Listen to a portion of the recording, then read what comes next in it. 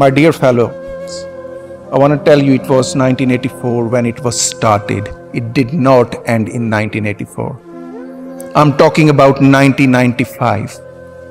When I was 15-year-old, my family used to live in Lahore, which is a neighboring city of Indian Punjab. And those days during the monsoon season, there used to come the floods in the river Ravi. And with these eyes I have seen many of the young Sikh youths tortured and dumped disceremoniously in the river Ravi. And the floods not only brought water from India, but the dead bodies of the tortured Sikh youth. Nobody was there to cremate them. I have never seen such an atrocity against humanity, which I have seen with my eyes. And I will never forget that, and that stays with me. That's the trauma of my life.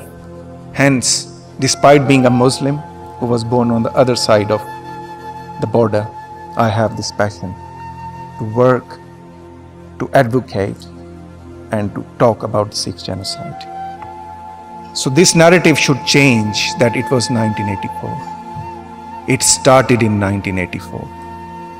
This was a decade-long genocide, which still continues in the shape of transnational repression, in the assassination of those who advocate for the Sikh rights.